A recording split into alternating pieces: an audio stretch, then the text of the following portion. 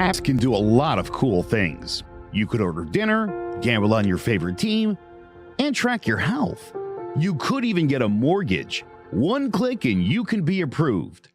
I'm not sure by who or what country they're in. You deserve more from the mortgage industry. At AnyMac Home Mortgage, we believe in the need for live human interaction during a very complex process. The kind of service and guidance which an app simply can't provide. Our customers are more than credit scores and income documents. They're individuals and families who live in and strengthen our communities. Their story is our story, and that story begins in a home. Chris Sawyer is an expert on providing superior customer service and in meeting the mortgage needs of current and future home buyers. With over 18 years of experience in the industry, Chris is able to help customers migrate through the home buying and home financing process by using his wealth of knowledge as a well-qualified mortgage professional. And best of all, Chris is located in Cromwell, Connecticut, where he has helped hundreds of clients in Connecticut, Massachusetts, and Rhode Island make their dreams of home ownership a reality. Visit chrissawyer.any-mac.com. Email him at csawyer@any-mac.com or give him a call, 860-878-8730. Chris Sawyer, NMLS number 39345, corporate NMLS number 338923, AnyMac Home Mortgage, an equal housing lender, American Neighborhood Mortgage Acceptance Company, LLC, DBA AnyMac Home Mortgage, LoFi Direct, Connecticut First Mortgage Correspondent, License Lender, Broker Number ML 338923, Massachusetts Mortgage Lender and Mortgage Broker License Number MC 338923, Rhode Island License Lender, License Number 201128110L. Call for additional details.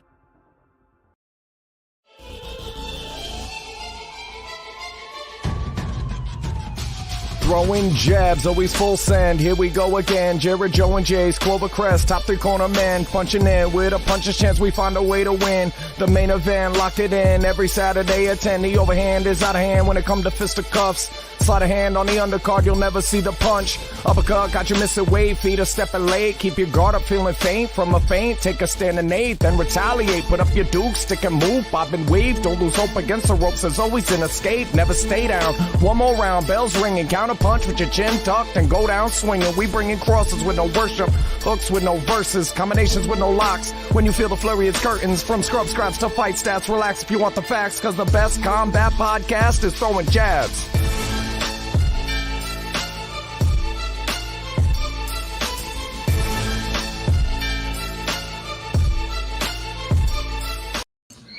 Hello, ladies and gentlemen. Welcome to the Throwing Jabs Combat Sports Podcast. I'm Big Jace, joined by Joe Guy and Jared Jones.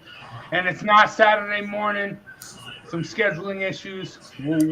We are live tonight, Friday night, but we will rebroadcast it for all you dedicated fans for at Saturday at 10 per usual.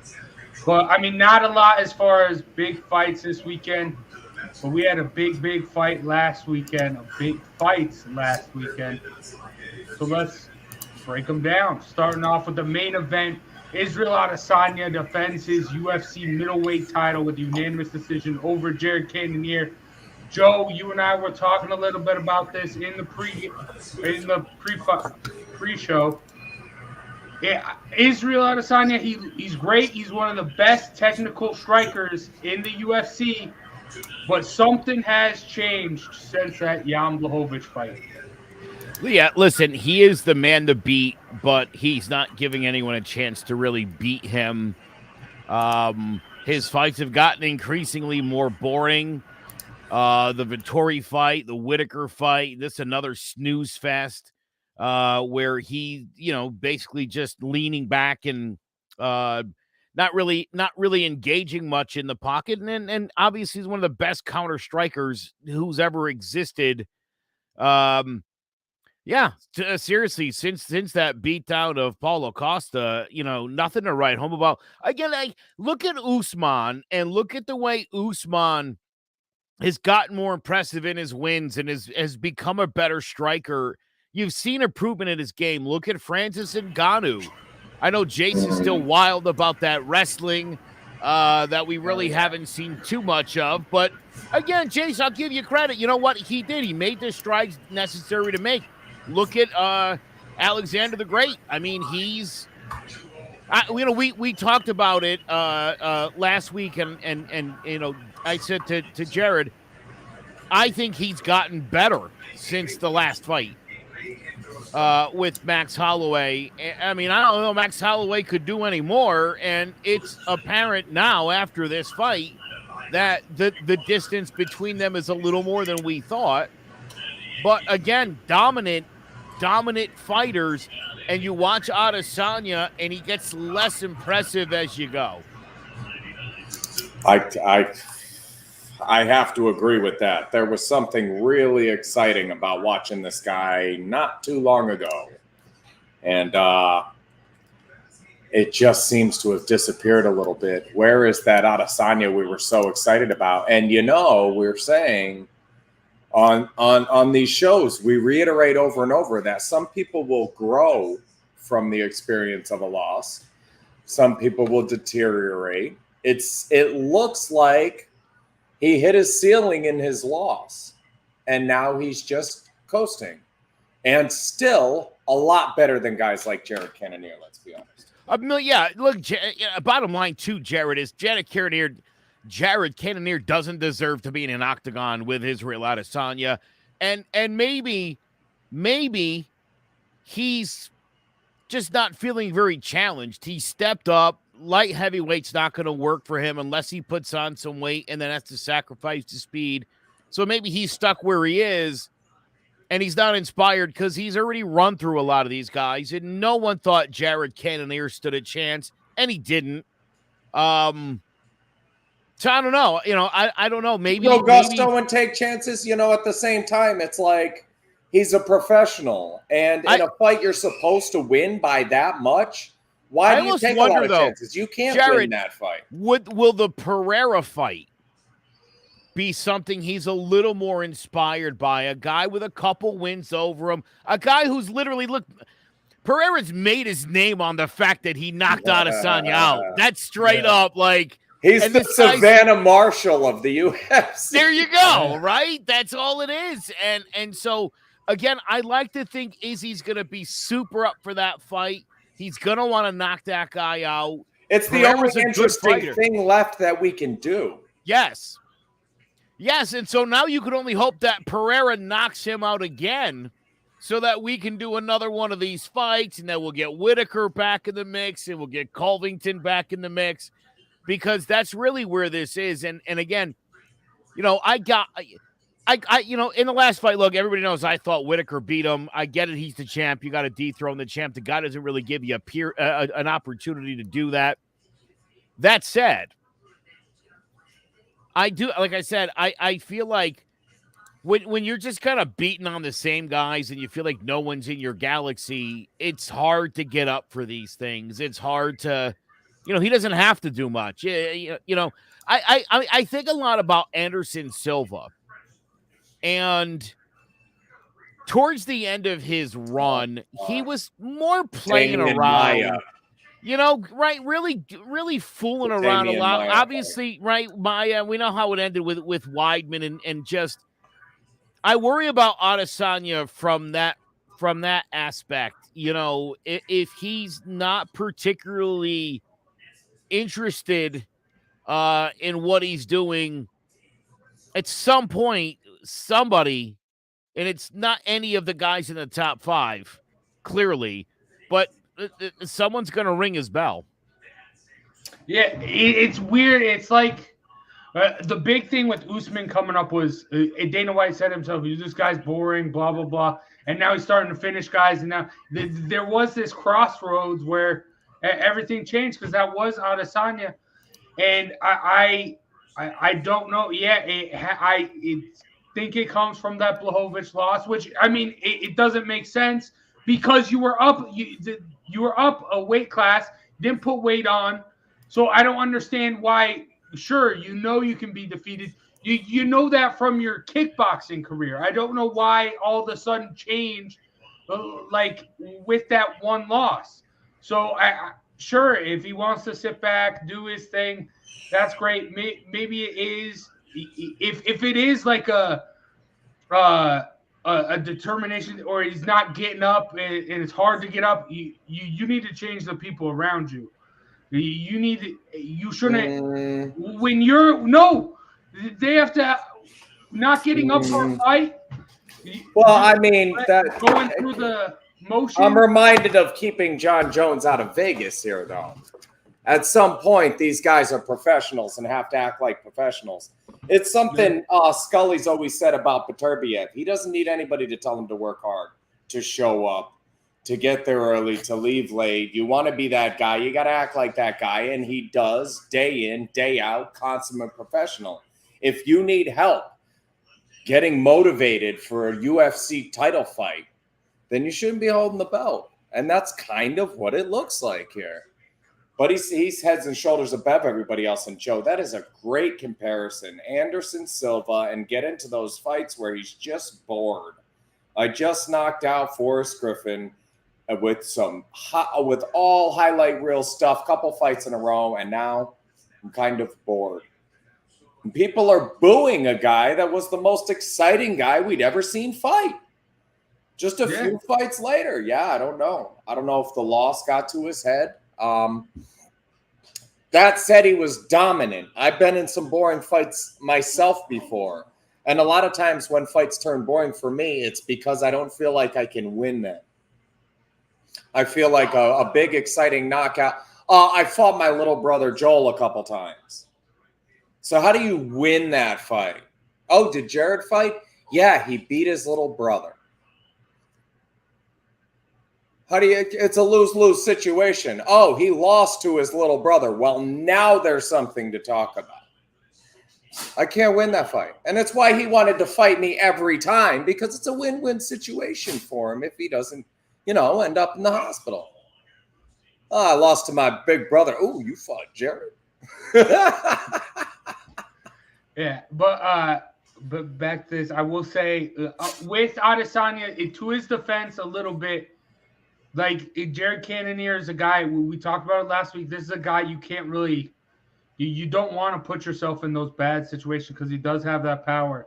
And you're not allowed to lose to him here. Izzy was not allowed to lose this fight by any stretch. But I will say, as far as this fight goes, the most interesting part of it, as far as the Adesanya goes, was his entrance. Shout out to The Undertaker. Oh, I loved it.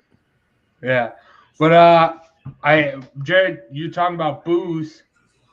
A man who continuously gets booed against every fight. He talked about it in his post-fight press conference. Alexander the Great Volkanovski said he's sick and tired of getting booed. I mean, it's Max Holloway. Stop fighting Max Holloway. Yeah. You won't get booed so much. Yeah. But Joe, your boy, dominant, puts it to rest, no more. Just unanimous decision, 50-45, all around. Where does he go from here? Well, he is seriously thinking about moving up. He, I don't know if you guys saw earlier today, he said he broke his hand in the second round of that fight. Still, obviously, was dominant nonetheless. Who's next? Really? Josh Emmett? Who gets the next shot? I think that's the problem that you're looking at right now is, there's nobody in this division that he hasn't either already beaten or is very likely to beat. I want Bryce Mitchell here. You keep saying that. I want Bryce Mitchell here. Yeah. Bryce Mitchell currently ranked number 9 in that featherweight division. Listen, I don't think it. Yeah. I mean, it doesn't. Yeah. I don't know that anybody can beat this guy. Chigadze stylistically maybe is a tough matchup. Barbosa's always dangerous, but listen, there's certainly.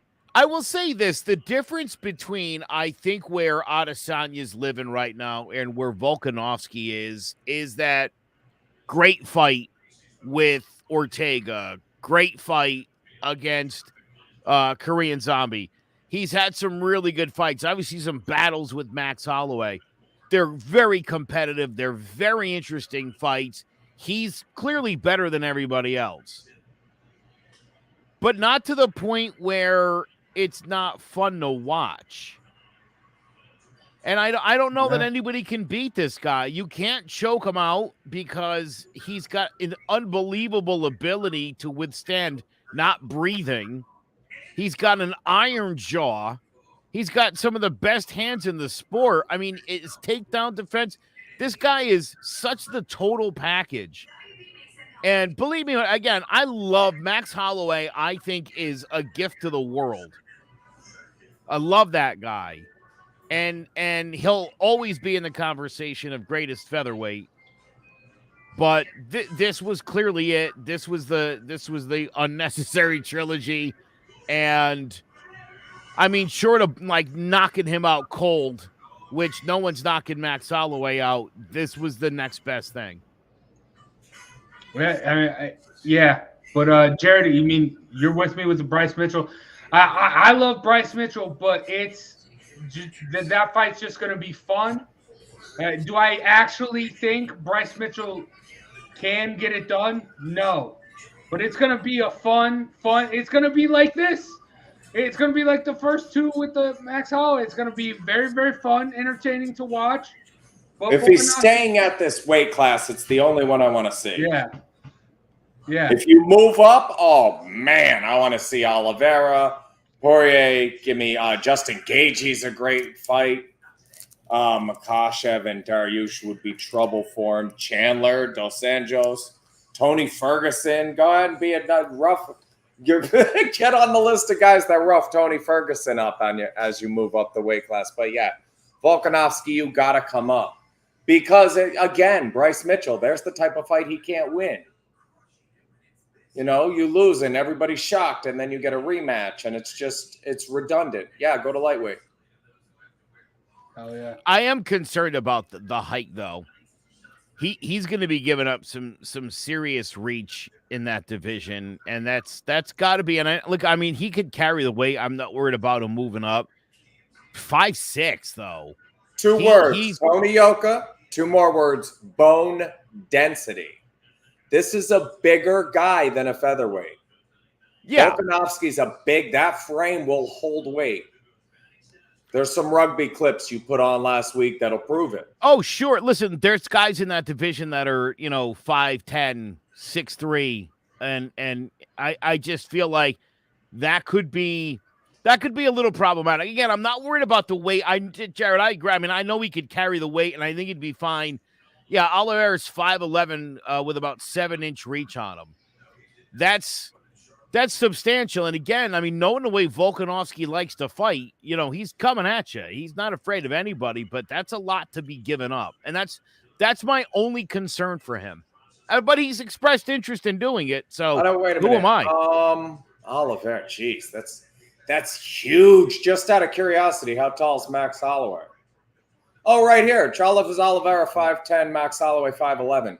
So maybe he's okay dealing with the height. Yeah. I'd like to see him coming up. Sure. Listen, I'm again, it's my only hesitation with him. There's nothing otherwise that I would think like, no, he can't. He's got the power. He's got the all-around skills. He's got the defense. No problem with him moving up. Again, I don't love that he's 5'6". I do think that, again, not that he hasn't already fought bigger guys, but, you're talking weight, you're talking height, you're talking reach. You're giving up a little bit here. But if anybody can do it, it's him. If you're not on the Bryce Mitchell train, though, who else do you want him to see? Who do you want to see him fight at that weight class? There's nothing else there for him. You want to see that Emmett fight? Tony's okay without it. All right. I will say also with Volkanovski, his utilization of the leg kicks, I think with that, you can make up for some height and length issues with that. Solid. Yeah, you're right. So I think that will be he'll do good. He'll do good. We need to see it. We need to see it. Enough's enough. I don't want to the Bum of the Month Club, it's great. You're out for 3 months now with that injury. So you got some time to prep.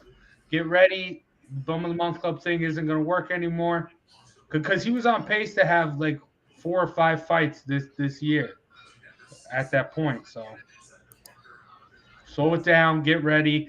Come up to lightweight. And boy, oh boy. When he's fighting a Dustin Poirier, a Justin Gaethje, and you beat guys like that, you're gonna win some fans off that. People aren't gonna be booing anymore after those fights.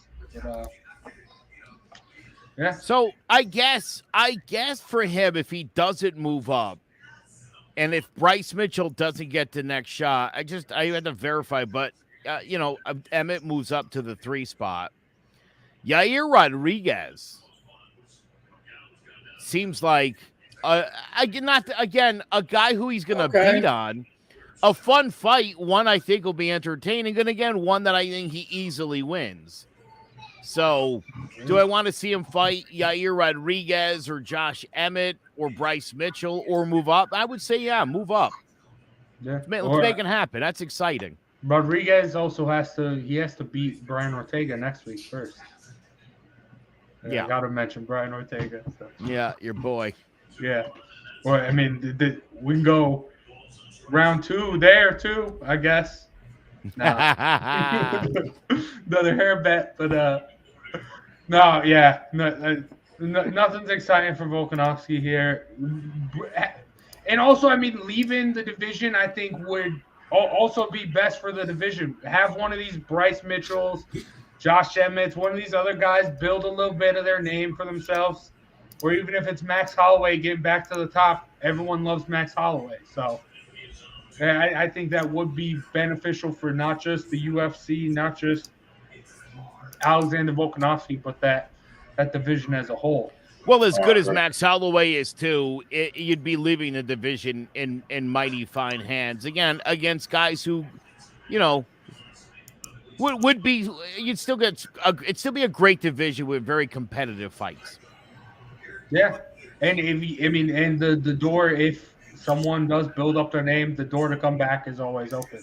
Yeah. So, all right. But, all right, that's going to do it for last week's fights. Not a lot of – we got one UFC fight night. We'll get to that. But first, we got a fun little who you got. But before that, here's a word from one of our sponsors.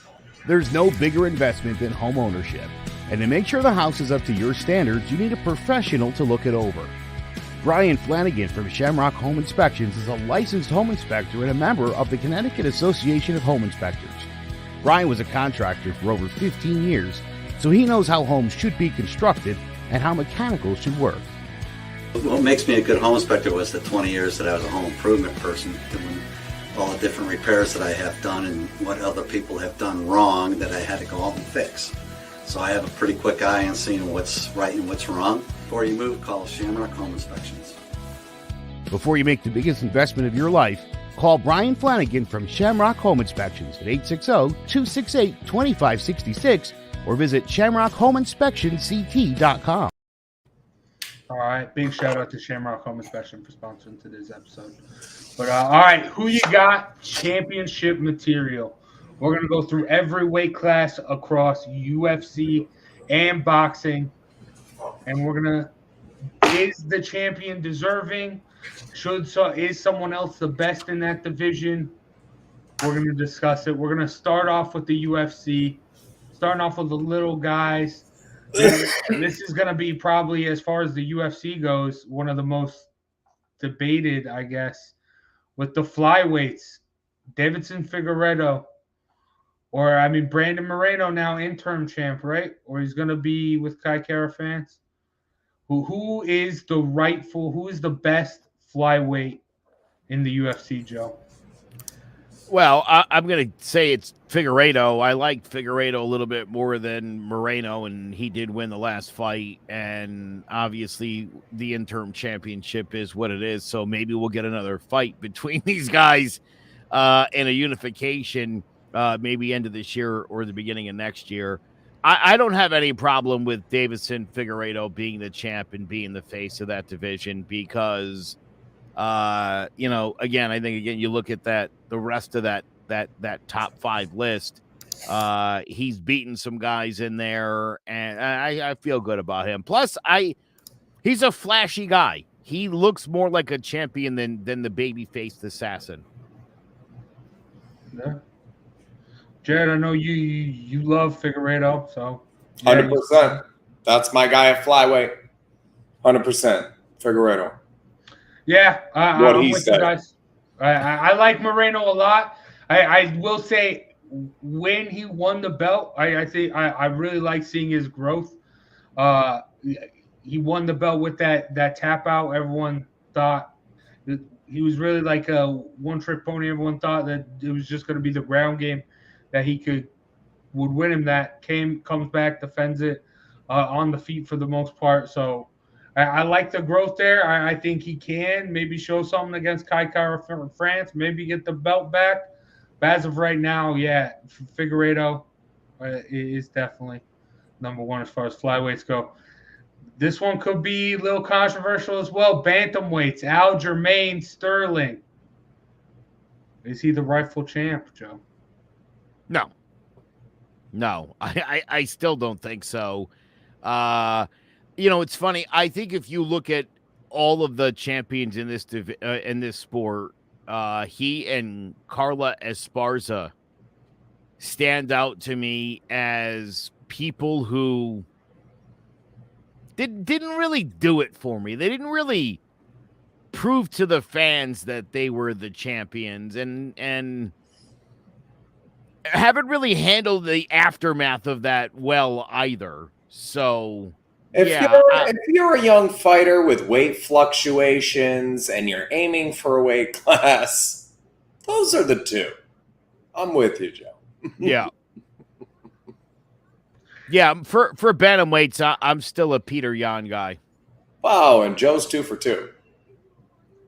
Okay. Peter Yan. No TJ Dillashaw? No.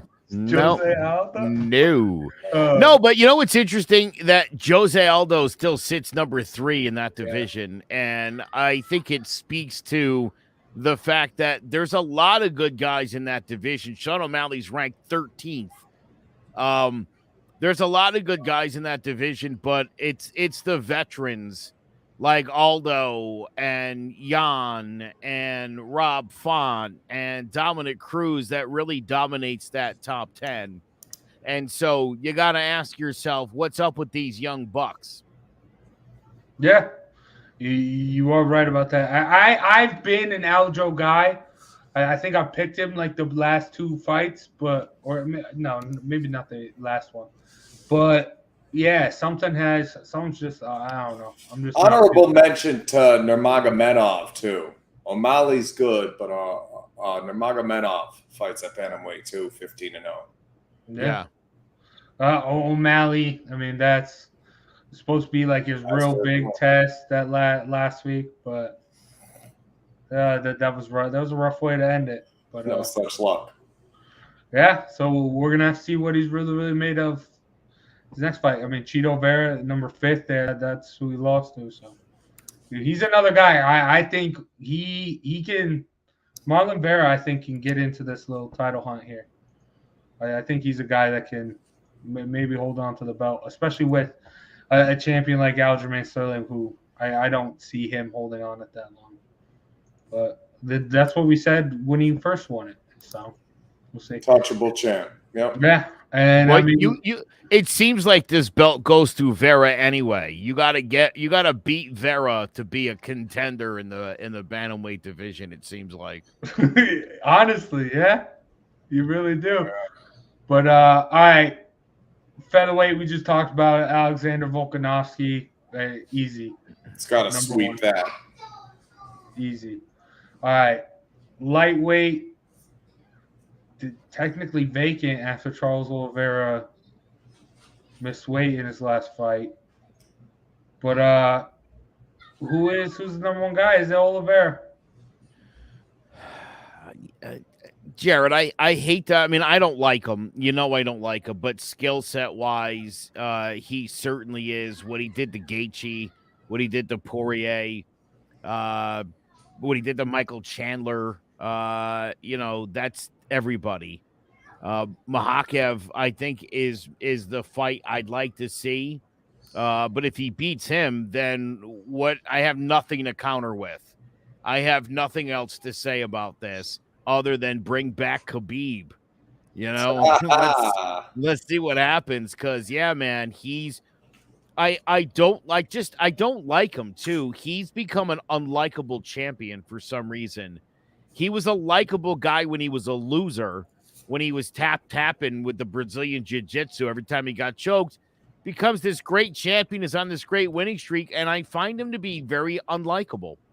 But when you go through the story, it's a bit James Braddock, Mickey Ward-ish. It just never lined up right. And then when it did, whoa, this guy's really, really, really good. And 3 for 3, Joe. I got to say, Oliveira, with how little he missed weight by, you got to think he could make it. And just so dominant. Just to be that dominant at the type of division. He's given us what we're asking for from Izzy. So we can't want that from Izzy and then drop down 2 weight classes and get it. And not Charles Oliveira. Period. Yeah, to me, the only one that could really Islam, I guess, but not. I don't really think so. I think I still need to see him against one of those big names there, or I mean, him getting a title shot, I think would be great. I think beat Oliveira and then claim. Yeah. But or I mean, the only other guy that I think is close was Dustin Poirier, and Oliveira took care of that. So yeah, I think you got to go Oliveira here. But I mean, this division's stacked. I mean, we'll talk about this division a little bit later on with the UFC Fight Night tomorrow. But just a little. I'm curious why Conor McGregor's got the 12th rank in this division for absolutely no reason at all. Because he's Conor McGregor. Same reason Pereira jumped up to 6 from 40-something. Because it helps. Yeah, it certainly does. All right. Another, I think, division easy. Welterweight, Kamaru Usman.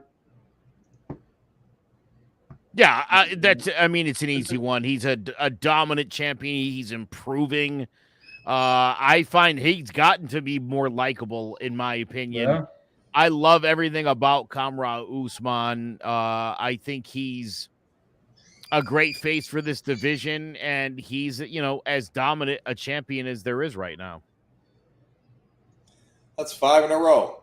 Yeah, Usman, too. I want to see Bilal Muhammad, Chimaev, maybe.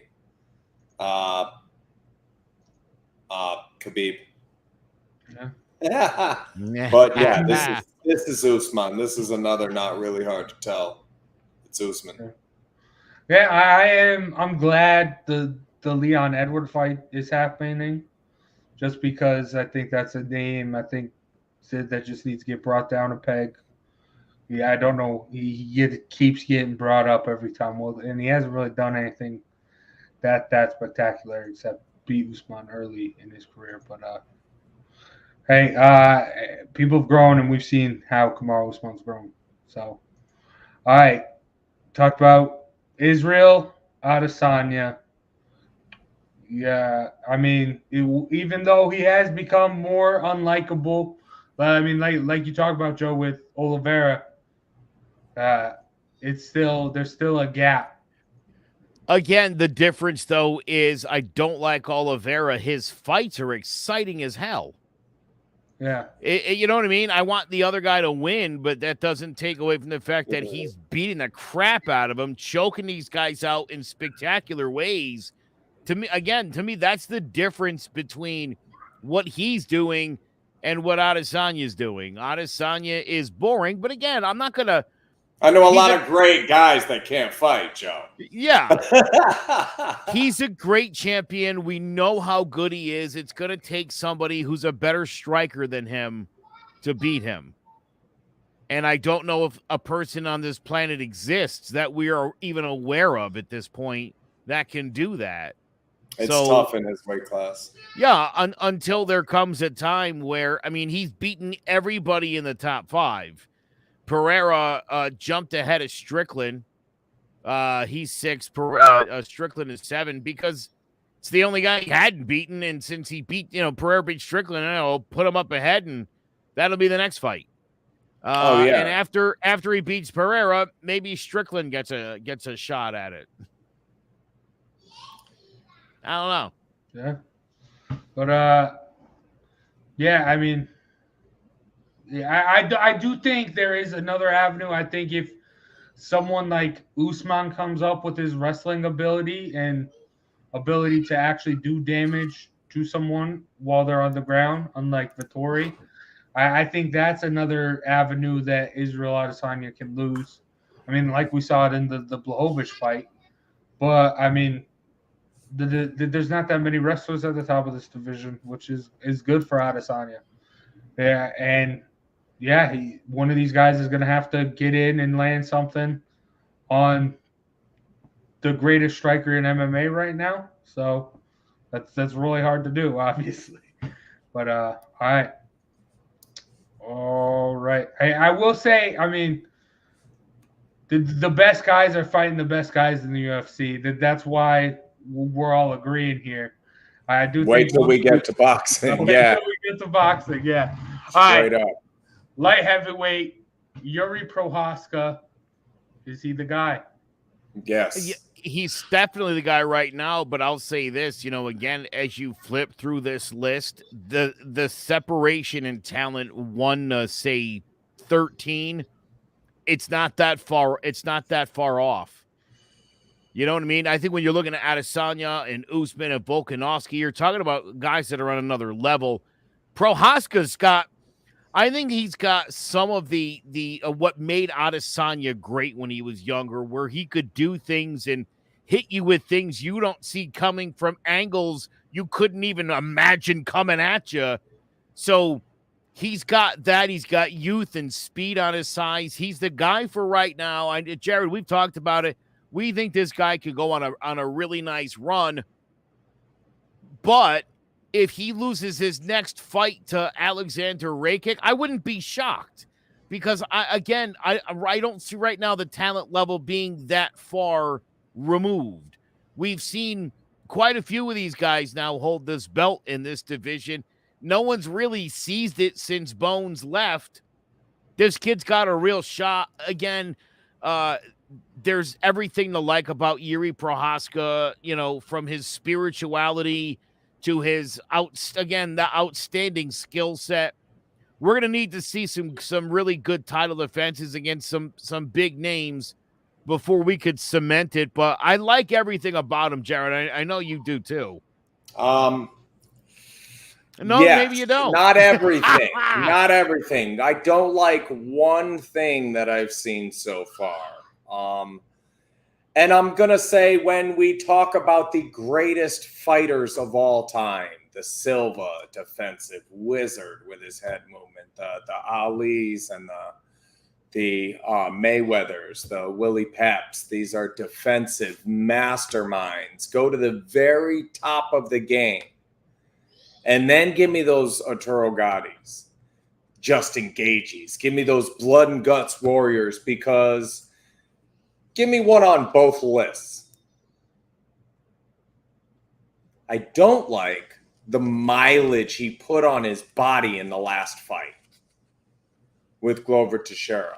We want that upper echelon longevity guy. We saw it in the early stages with this guy.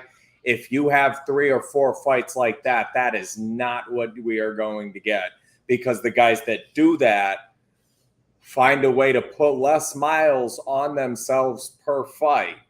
Most of the great ones, didn't have fights like that. It's funny. I don't mean to skip back a couple divisions, but in the welterweight division, you guys know I like Michel Pereira. This is a guy who, shows man crush. Yeah, totally, dude. But this is a guy who can get gassed after the first round, not because he doesn't have great cardio, but because of all the insanity of what he does, the relentlessness, takes a lot of hits. Again, at the welterweight division, that doesn't work. And that's why Pereira's career hasn't really jump-started where it needs to be in that lightweight division because of the speed.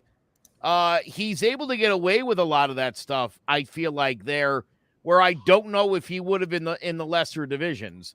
Because, again, none of these lightweights have the speed or the movement that Prohaska has. It's a lot like in that heavyweight division with Cyril Gane, where it's like for the size and that speed, it's like unheard of in that division. It's a great skill set to have, but yeah, you can't get into wars every fight and think you're going to hold the belt for, 10 fights, 12 fights. No way. Yeah. But I will say, before we move on from light heavyweight, Prohaska, I think, is the rightful champion. But for him to really, really prove himself, I need to see the Jan fight. Because, I mean, Jan lost to Glover. But I think as far as, like, the best in that division goes, I think it is still Jan Blachowicz, even with that loss. So I think that's a fight I need to see for Prohaska to really cement his spot there at the top. But I mean, he is champion. He beat the guy who beat the guy, I thought of that, though. Blachowicz versus Prohaska, you might end up with a rock, paper, scissors situation there at the top. Yeah. We'll see. Yeah. It's interesting. It's fun, but it's Prohaska's right now. It's his to lose. Yeah, we talked about it with this fight. He's young enough to have one of these. A person like Macy Barber, Jared, like who you were talking about all last week, able to go retool. You have the world by the balls, and then you struggle there. Now, Prohaska, he struggled, but he still won. So now if he can go back, retool, come up with a new game plan, he can be a very, very dominant, especially at the top. He can be going for pound. Thank you for the Macy Barber reference there. She hit the puncher's. She hit the last leg of the puncher's chance parlay, and looked dominant. Did everything I said. Went back to the drawing board, young enough to make the adjustments and cover the gap. So let's hope we get that here. Hell yeah. But all right, moving on to heavyweight. Francis Ngannou. I love Francis. Number one, easy. John Jones? No? No, Stipe Miocic here, clearly. It's so weird. I'm joking, just because, we haven't seen Stipe Logan Paul to Ngannou. And there was an interim heavyweight championship that he wasn't involved in. And then there was a unification bout that he had nothing to do with. And then there was the John Jones fight that he was told he was getting. John's not even ranked in the division anywhere. And so I don't know what is to be of Stipe Miocic. I do know this, with him out of the just not fighting period at this point. Yeah. I mean, Francis Ngannou, after beating Cyril Gane, has clearly, again, when you talk about the improvements in this guy was awful on his back earlier in his career. I mean, embarrassingly bad, and has worked to become a more well-rounded champion, and is still the most dangerous person on the planet, because him hitting you in the face at all, the possibility of you going to sleep is extremely real. He could hit you on the top of your head and break your ankle. This guy, that's a scary, scary dude. So I hope he gets things worked out with the UFC here, because that would be a big loss. I made the only argument you could possibly make against this, and I made it years ago when we started the show, Cyril Gane. I still make the argument that he's 4 years and change younger. 35, Ngannou is no spring chicken, and if you're looking for the future on that list, it's still Cyril Gane. But right now, Joe, circle gets a square, Francis Ngannou. Yeah. I mean, it's got to be Francis. And the way the UFC pushed Francis, especially early, come on, get a deal done. He's your guy. You finally have the opportunity that you wanted before the Stipe fight. You got him with the gold. You got him at the top, the baddest man on earth. So give the man what he wants, and let's get the heavyweight division rolling here. Because, I mean, new wrestling. Ngannou, I want to see Stipe again. I want to see there's some fun fights, I think. And Tai Tuivasa, guy he's third now. I think that's a fun fight. It's going to end with him going to sleep. But don't sleep on Aspinall either. Yeah. Oh yeah. Yeah. There's some Live guy. There's some stuff that happened there at the top of heavyweight. So, all right. Now let's get on to the women's side of the MMA. Starting off with the one of the most controversial ones again, Carla Esparza. Joe, is she? No, this is Thug Rose's division, and everybody feels that way, I think. Carla Esparza does not inspire anybody. I still think she looks like your girl's best friend that you hate. To me, this is still Rose's division. The one on the other end of the phone that can never get her own relationship right, but wants to tell your bitch she's been in 19 relationships while you've been with your girl, but she's gonna tell your girl how she how is she done? Look, Carla Esparza doesn't look like that girl. That's exactly who she is. Yeah, this guy's crazy. It's always the guy divorced 3 times that wants you to give marriage advice. It's just out of control. Okay. So we all love Carla Esparza. At the end of this, what we're really trying to say. Everybody's a huge fan of Carla Esparza. Yeah, terrible fluke fight. I don't even know how she got that fight. I don't even know how it happened. You know, I don't know how it even happened. I really don't. And her credit, Rose didn't feel like fighting much that night, and she's the champion. But yeah, it's very Aljamain Sterling to me. It's like, just hold on to that belt. I'll be back for it, you clown. Yeah. Yeah, agreed. I do want to say that I thought I had it 3-2. There's a girl I like here. Marina Rodriguez. Very, very good boxer. 16-1, I think. And the loss is the current champ, Carla Esparza, split decision. As I said, I thought she won 3-2. All of that said, again, I'm with Joe. This is Rose Namajunas division. Just a fluke night where I actually have a fight like that. I'll send you guys a video. I have a fight like that. It went 5 rounds. It was very, very close. I thought I won. But we just painted the floor. So the footing was a touch different, and I was just really, really tentative. And everybody watching the fight was like, why is he not? He's like not fighting like he fights. And there was just this something else going on. This Charles Oliveira, Mickey Ward type thing. You would never know. Rose Namajunas, perhaps. Get your family out of your corner and go grab your belt back, girl. Yeah, Thug Rose. I love Thug Rose, and I'm with you guys here. But I think not necessarily Weili, because she had the 2 losses to Rose. That's, I think, done and over with. But Jessica Andrade, I think you could make an argument here. The 1 loss to Weili, then a split decision loss to Rose after already beating her. Then tries to go up a weight class. I think coming down, she can, especially with Carla Esparza at the top, I think Andrade can get there and possibly be one of the dominant chances. Yeah, I wouldn't care for that. No. If I'm being honest, I wouldn't care for that. Yeah, I don't want to either. I like Thug Rose, but I can see it happening. Well, we're talking about championship material. Like, you got 9 the full losses. package. It's just Andrade doesn't strike me as someone who's worthy of the gold. She's fight for it. Definitely going to win every other fight from here on out. Yeah. Maybe. Well, yeah, and well, to be fair, 500 over the last 8. Lost 4 of the last 7.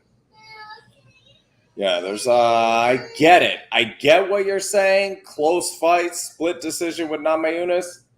And then moved up to lose those other fights. She comes back down. She's dangerous. Agreed.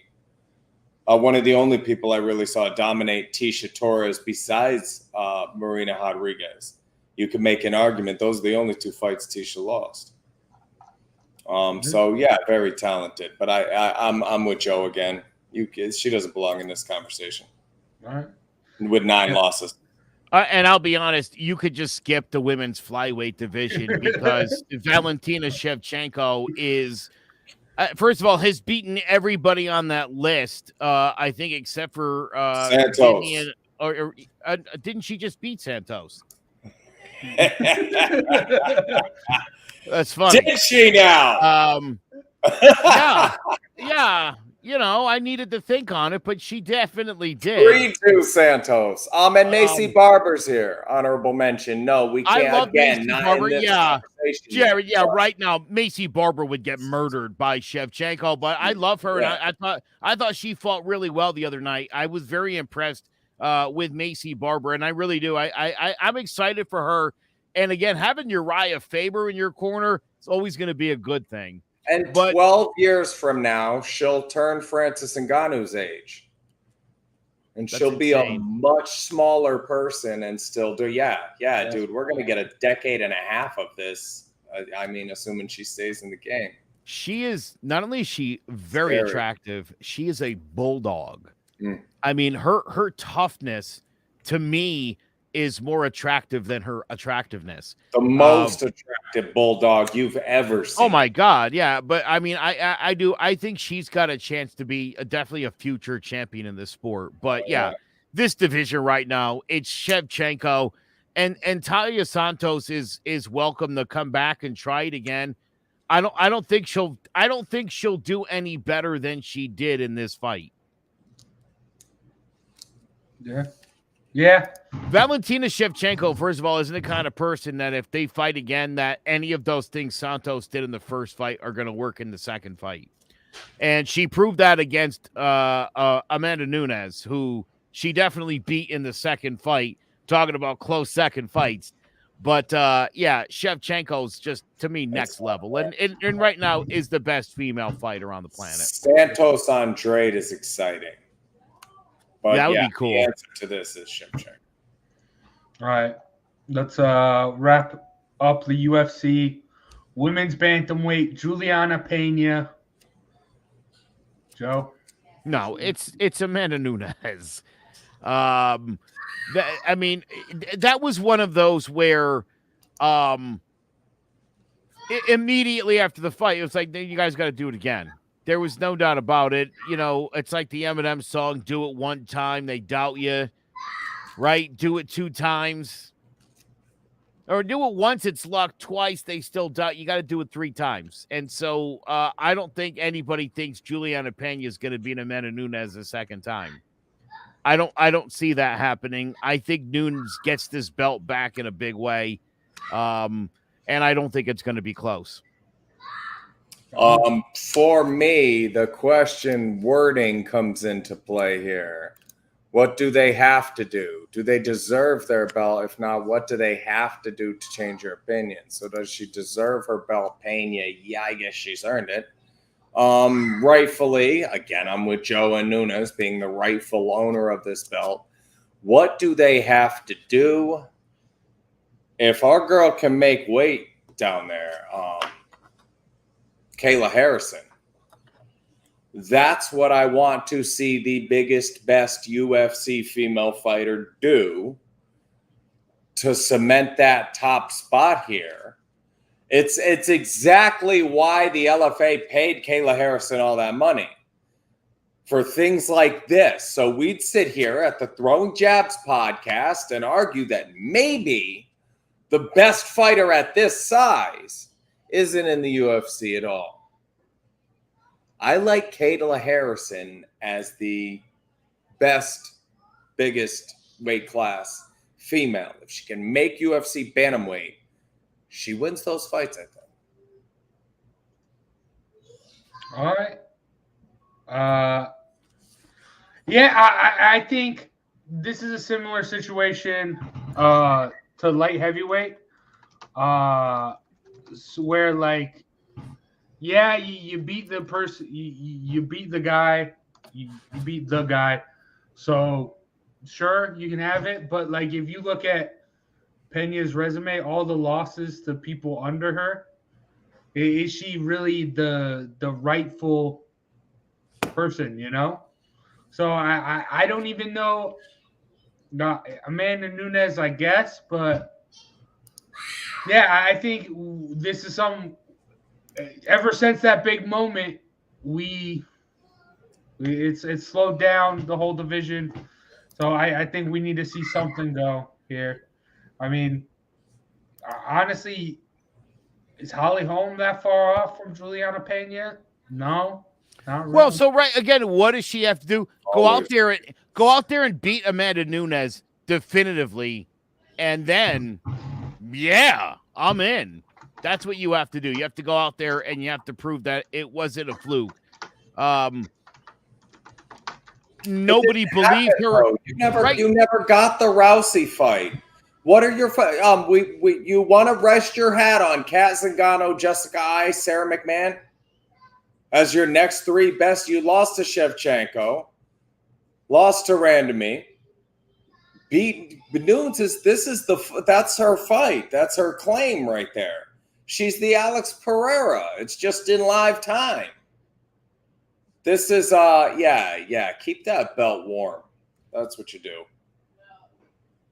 And yeah, either one of them. Am I onto anything here? Have you seen this Kayla Harrison girl fight, Joe? Do you believe she's as good as Pena and Nunes? Yeah, again, let's get him into a ring and let's see what's going on. I don't understand why these things aren't happening or haven't been made to happen. I really don't understand that. Well, I mean, bringing in Kayla Harrison is a great but she's 155. We're talking 135. I mean, you'd have to have a whole cyborg situation where you bring in a whole new weight class. Catch weight 145. What's the difference? Okay, I mean, you have that weight class, but look at what happened with women's featherweight. It's not a division. You brought it in for cyborg, and now it doesn't have to be a division. Just make it a catch weight fight and go at it. You want to have Ronda Rousey show up and give away some stupid made up belt? Do that too. That's fine. Look at that now, and it would shock you the size of some of the heavyweights back in the day. Some of the size of these guys. How big the guys, I say Willie Pep all the time, how big some of the guys he fought were. There's at some point, at some level, you don't care about that. It's what you have to respect about Adesanya going up to fight Blachowicz. Yeah. You know, you have to respect that. And if I Pena and I beat Nunes, I want that fight. I want that fight. I mean, when else is she going to get that fight? I mean, you fight Nunes again, most people think you're going to lose. You're at the okay, I get what you're saying. We in my notes I said rapid fire. This obviously wasn't rapid fire, but I mean, it's good discussion. So dude, this was brilliant. This was brilliant. And yeah, you said rapid fire, and literally I'm just sitting here and I'm like, there's 17 weight classes. Yeah. If we spend 4 minutes per, that's it, 4 minutes on each division, it'll be another hour-long show, and we still have more stuff to do. Yeah. You're right. But all right, so stay tuned next week. Championship material part 2. Going through all boxing's weight classes, who is the rightful champion at each one. So, but I mean, yeah, I thought UFC was going to be. I mean, we still had a great discussion, but I mean, we were right. When the best fight the best, it's a lot easier to crown champions. We had like three divisions with just questions, but we still agreed on most. So that's something boxing needs to learn from UFC. But real quick, as I'm perusing, I'm of the 17. I want to say I've got 9 of them that I bet Jared and I won't agree on. Yeah, maybe we will, Jared. But I think there is the possibility I'm gonna like one boxer. I feel like with boxing, you've just got a different, obviously from your experience, different knowledge than I do. We tend to not necessarily like the same guys in boxing, and I think that's going to show up next week. I think you're going to see the difference in what we look for in boxers. I mean, you're a boxer, so I take your word for it over mine. Well, but and the problem with boxing, I'm just a teaser. We're going to start at flyweight probably because it's a bunch of names you won't recognize at those minimums. So you start at flyweight, and there's 4 undefeated fighters. And then the next 11 guys have all lost to one of those 4 fighters. Why are you all 4 undefeated? And that's more the reason. You're not going to find that in the UFC. So as much as the differing perspectives, I think it's just the way boxing is that you can make those arguments at the top because they're all undefeated. Right.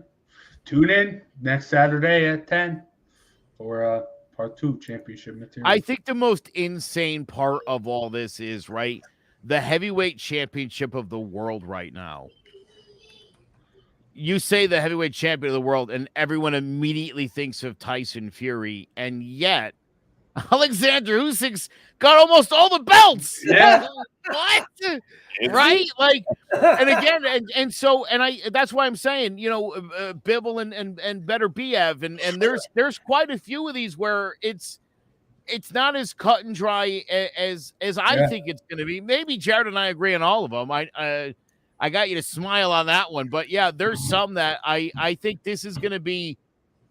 I think we're going to need an hour for the boxing next week as well, is I guess what I'm getting at. Because I think there's going to be some serious discussion. 100%. And Tony, I know you're still watching. We're going to need to have a conference this week. We're going to have to talk about some of this stuff. Yeah. But all right. That was fun. Stay tuned next week, part 2, where we go over all the boxing champions. But all right, let's take a break, regroup, and then we got the battle of the Raphaels in the UFC fight night. So stay tuned after this. We can expect another wet summer in Connecticut, and that means more mosquitoes than ever.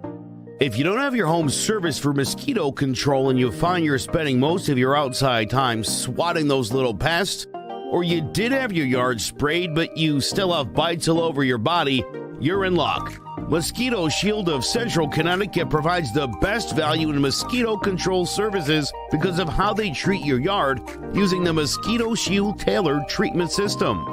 All mosquito control service is not the same. They don't use a fixed schedule or an identical product, one-size-fits-all service program. You can't control mosquitoes on a set number of sprays or visits. Unlike the competition, Mosquito Shield of Central Connecticut will service you for the season, whatever it takes to provide superior results. The promise has awarded them an industry-leading customer retention rating of 90%. Visit MosquitoShieldCNCT.com to schedule an appointment with Wade DeCesare and enjoy the rest of the summer mosquito-free. From the Apex in Las Vegas, it's UFC Fight Night Dos Anjos versus Fiziev, featuring a main event between lightweight contenders Rafael Fiziev and Rafael Dos Anjos. Let's break it down. Rafael Fiziev is 29 years old. He's 5'8" with a 71-inch reach and a record of 11-1 with 7 knockouts and 1 submission. From Bishkek, Kyrgyzstan, he took up martial arts at the age of 11, moving to Phuket, Thailand to train at the famed Tiger Muay Thai gym alongside the likes of Peter Yan and Valentina Shevchenko. After amassing a professional record of 39-8 with 29 knockouts, he made the switch to MMA, making his pro debut in July of 2015 with a first-round flying knee knockout of Sam Baston. After winning his next 5 all by stoppage, he made his UFC debut against Magomed Mustafaev, losing by knockout when he was caught by a spinning back kick followed by ground and pound. He bounced back from that 5 months later, winning a unanimous decision over Alex White, and followed that up with a decision over Mark Diakasi, which earned him his first fight of the night bonus. After signing a new 4-fight contract with the UFC, he took on the dangerous Renato Moicano, knocking him out in the first round with a devastating 3-punch combination, which earned him his first Performance of the Night award. He continued that momentum 8 months later with a dominant victory over Bobby Green. And on December 4th, 2021, he knocked out Brad Riddell with a brutal spinning wheel kick to the head. An elite-level striker, Fiziev has the ability to fluidly switch stances while landing some of the fastest and most powerful kicks in the division at a rate of over 5 strikes per minute, while also boasting a very impressive 95% takedown defense. Rafael dos Anjos is 37 years old. He's 5'8" with a 70-inch reach, with a record of 31-13 with 5 knockouts and 10 submissions. From Rio de Janeiro, Brazil, dos Anjos took up Brazilian Jiu-Jitsu at the age of 9, winning a gold medal at the World Jiu-Jitsu Championships before making his professional MMA debut in September of 2004 with a split decision loss. After compiling a record of 11-2, mostly in his native Brazil, he made his UFC debut with a third-round knockout loss to Jeremy Stevens 2008, and in his next fight, won a fight of the night bonus in a losing effort against Tyson Griffin. He bounced back with a unanimous decision over Rob Emerson and then won 8 of his next 10, including losses to Clay Guida and Gleason Taibo, and victories over George Satterpalulos, Evan Durham, and Donald Cerrone before dropping a unanimous decision to future Hall of Famer Khabib Nurmagomedov. 2 months later, he scored a second-round knockout of Jason Hine that headlined his first UFC event, blowing out Benson Henderson with a flying knee, followed by a brutal left hook. After an impressive victory over Nate Diaz, he got his first title shot when he took on Anthony Pettis, putting on a dominant performance and winning by unanimous decision to become the new lightweight champion. In his first title defense, he knocked out Cowboy Cerrone in 66 seconds with a body kick followed by an onslaught of punches, but in his next defense, he lost the belt after suffering a brutal and prolonged beating from Eddie Alvarez. In his next fight, he put up a valiant, albeit losing, performance against Tony Ferguson, but he was able to bounce back with an impressive triangle choke submission of Neil Magny, followed by a decision over Robbie Lawler. His career then began a downward trend as he only won 1 of his next 5, a submission over Kevin Lee, while losing to Colby Covington, Kamaru Usman, Leon Edwards, and Michael Chiesa. In November of 2020, he returned to his winning ways when he defeated last-minute replacement Paul Felder via split decision in an exciting bout that won both men fight of the night bonuses, and on March 5th, 2022, won a unanimous decision over Renato Moncayo, who took the fight on just 4 days' notice after scheduled opponent Rafael Fiziev was forced to pull out after contracting COVID-19. A highly aggressive pressure fighter, Dos Anjos is an elite-level Muay Thai striker, particularly noted for his powerful body kicks, and is also a world-class grappler, having medaled in several international jiu-jitsu competitions. Will the impressive speed and dynamic striking skills of Fiziev prove the difference as he tries to make a huge statement at lightweight? Or will the world-class wrestling and top-level experience against the elite carry the day as Dos Anjos seeks to prove he still belongs among the best in the division? Tune in Saturday night to UFC Fight Night, Dos Anjos versus Fiziev, and let's find out. All right, Joe. Will the young, hungry lion knock off the lightweights, former lightweight champion and Rafael Dos Anjos, or will the experience give Dos Anjos the advantage in this crossroads fight? Speechless, huh, Joe? I am speechless because I got to tell you, I love Dos Anjos. He's a fantastic fighter, but he's just the guy that Fiziev needs. This guy is a really good fighter. He comes into this fight 11-1, 2021 breakout fighter of the year. He's a 3-time Kyrgyzstan Muay Thai champion, a 3-time international Muay Thai champion. He won the World Muay Thai Federation. This guy's a winner. His only loss you just saw was the spinning back kick. It's going to take a lot for anybody to be able to beat this guy. He has lead in his fists and in his feet. He's fast. His defense is outstanding. He's really hard to hit. If you saw any of the Mark Diakasi fight, dude, it's some of that matrix stuff that he was doing in there. He's a really good fighter. I think he is going to blow Dos Anjos out of this thing. I look at the fight with Moicano. Fiziev knocked him out. Dos Anjos beat him by a decision on 4 days' notice. You know what I mean? Like, what else you need to know here? I think this kid, though, Fiziev, has a bright future in this sport. Oh yeah, Dos Anjos 6-6 in his last 12. He's 8 years older, and Fiziev is just the type of guy we want in this division. I do not want him to lose to Dos Anjos just because of what it means to the game. This, like I said, six losses, 6 wins in his last 12 fights. Mix in a underground submission grappling loss to Cowboy Cerrone, the only thing he's won in the last decade. Yeah, so Fiziev, pretty confident about this one.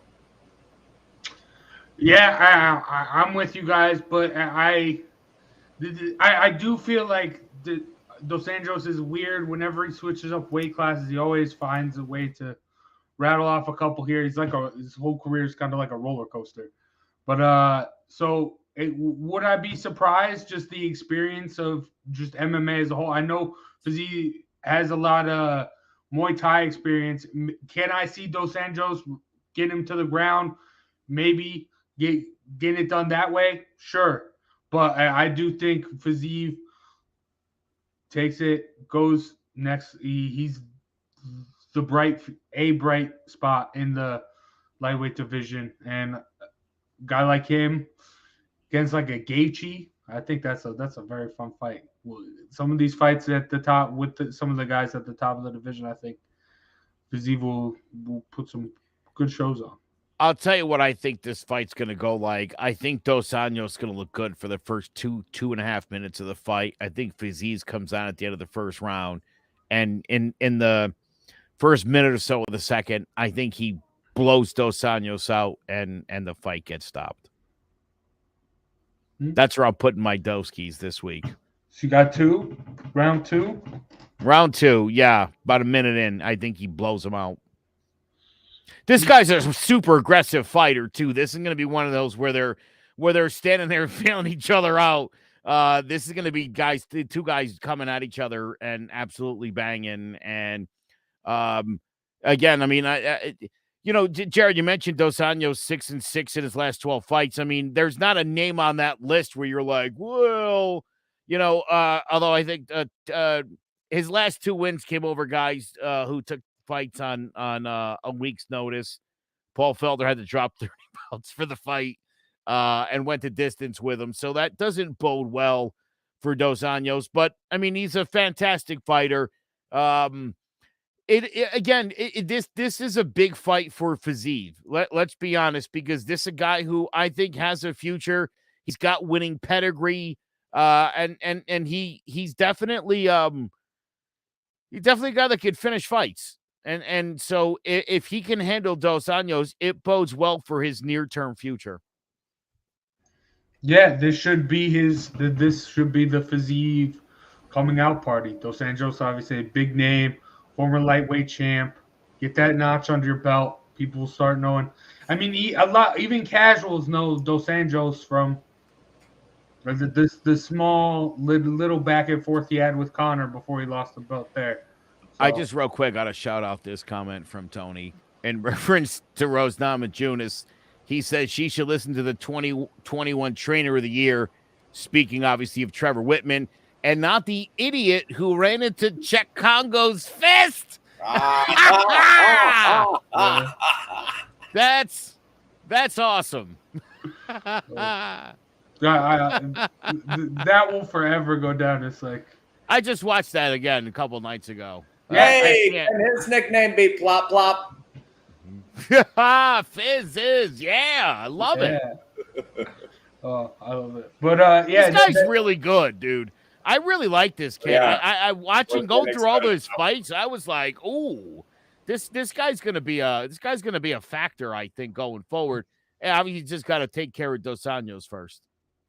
Yeah, the fight I want to see him versus Gaethje. That's a fight I really want to see because that's gonna be a brawl and a half. or even like Tony Ferguson. I love Tony Ferguson, but he'll put him to sleep pretty early. But that's still there's so many fun fights, for this kid. So let's see what happens. But all right, I think that's gonna do it for the show today. That was a great week. I'm excited for next week. We got one more Puncher's Chance, bro. Oh yes. What we got for the Puncher's Chance? I just sent it over. There's a UFC fight. I like Jared Vanderaa to beat Chase Sherman. Oh, Chase Sherman. And we're piggybacking that on one I want to talk a little bit about in boxing, the featherweight division. As much as I like to talk about Navarrete, Emmanuel Navarrete, he's at the top of the division. He has one loss, kind of a forgivable loss from the beginning of his career. There are two other undefeated guys in the top 33. Two undefeated guys at featherweight in the top 33 on BoxRec. Mark Magsayo, number 2, and number 10, Ray Vargas. And they are fighting each other this weekend. So there will only be one undefeated fighter at featherweight in the top 33 positions on BoxRec at the end of this weekend. Unblemished, not unbeaten, unblemished. There's a few with draws in there. That said, the number 3 guy is one of the best, I think probably the best out there. Gary Allen Russell Jr. took a loss to Magsayo but broke his hand and repeatedly hit Magsayo with his only not broken hand. He hit him with the good hand over and over. He had struggled at the end with an upper echelon guy with one hand. I'm taking Vargas here. I'm taking Ray Vargas, and we're going to piggyback him with Vanderaa. It comes out to about a plus 160, and 40 wins you 77 or something like that. 40 wins you 62, 50, 77. Yeah, so it's about plus 150, plus 160 when you stack the two of them together. All right. I like that. I feel like all Chase Sherman does in the UFC is lose. But he does put on some pretty good fights. He's a good punching bag, you know. But, so, yeah, I like that. Vanderaa minus 200 as of right now. So, yeah. But that's going to be a fun fight. That'll be a fight that will affect who you got next week in the Vargas. Yeah, so we'll see. But, all right.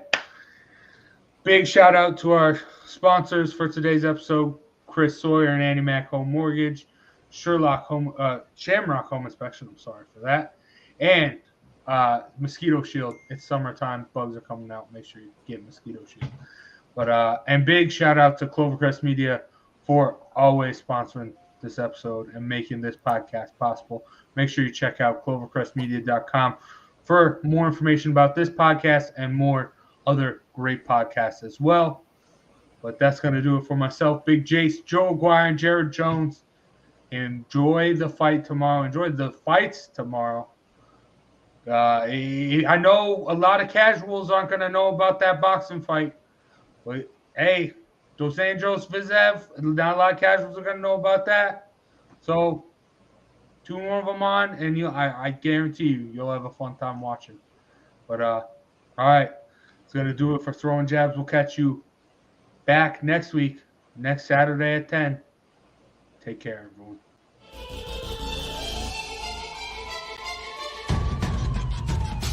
Throwing jabs, always full send. Here we go again. Jared, Joe, and Jay's Clovercrest, top 3 corner man, punching in with a puncher's chance. We find a way to win. The main event, lock it in every Saturday at 10. The overhand is out of hand when it comes to fisticuffs. Slide a hand on the undercard, you'll never see the punch. Uppercut, got you missing weight, feet are stepping late. Keep your guard up, feeling faint from a feint. Take a stand and eight, then retaliate. Put up your duke, stick and move, bob and weave. Don't lose hope against the ropes, there's always an escape. Never stay down. One more round, bells ringing, counter punch with your chin tucked and go down swinging. We bringing crosses with no worship, hooks with no verses, combinations with no locks. When you feel the flurry, it's curtains. From scrub scraps to fight stats, relax if you want the facts, cause the best combat podcast is Throwing Jabs.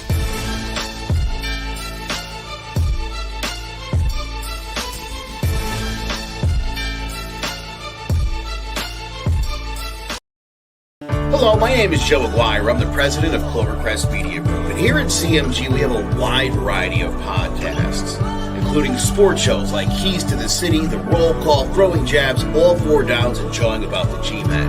And great true crime shows like Sticky Week, Crimes and Consequences, Ivy League Murders, and Bird, the unsolved murder of David Eichmann. You can find all these podcasts and so much more by visiting clovercrestmedia.com.